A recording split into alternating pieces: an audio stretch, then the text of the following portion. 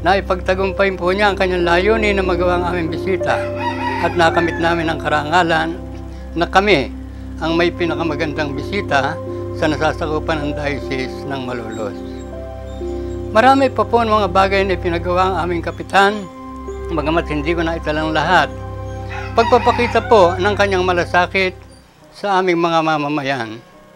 Kung paano po sinikap niya ang aming po mga lugar ay magkaroon ng mga magagandang kalsada, bagamat hindi po nagiging dire-diretso ang pagpapagawa, lang lahat po ay kanyang pinag-ukulan.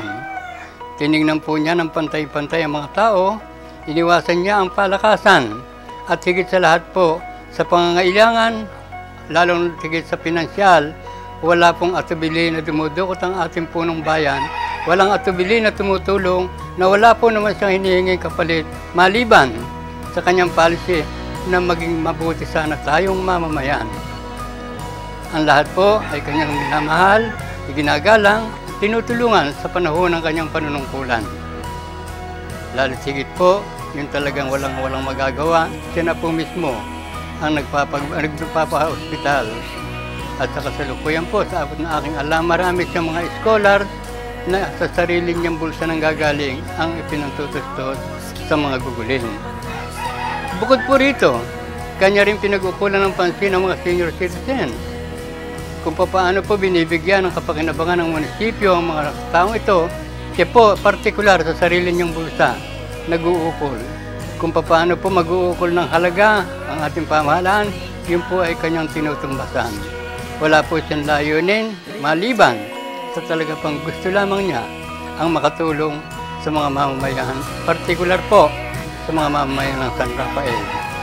Sapagkat nakikita ko po, kanyang pinag-uukulan ng tapat na paglilingkod ang buong nasasakupan ng bayan ng San Rafael.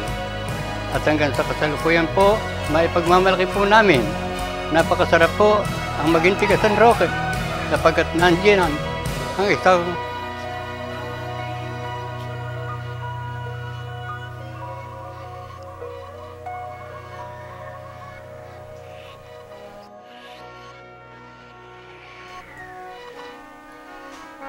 mabuhay po si Mayor Cotto.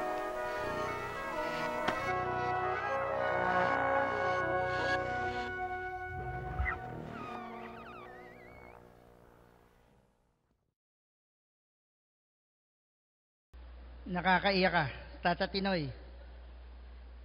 Ako ang punong bayan na hindi umaasa lamang sa pondo ng pamahalaan. Kaya't makakaasa kayo na mas marami pa tayong magagawa para sa ating minamahal na bayan sa tulong ng Panginoon at sa tulong ninyong lahat. Dahil kayo ang nagluklok sa akin kung nasaan man ako ngayon.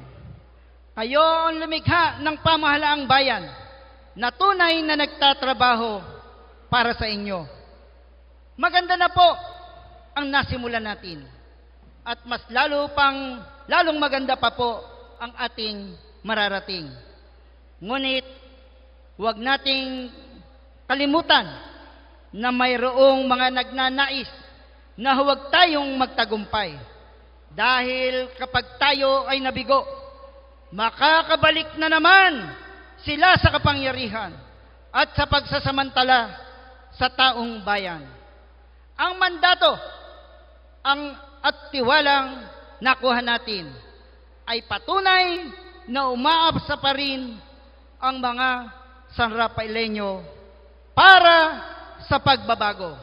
Iba na talaga ang sitwasyon ngayon. Pwede na muling mangarap para sa isang mas maunlad na bayan. Tayo nang tumungo sa katuparan ng ating pangarap. Halina! Samahan ninyo ako sa pagtahak natin sa tuwid na daan.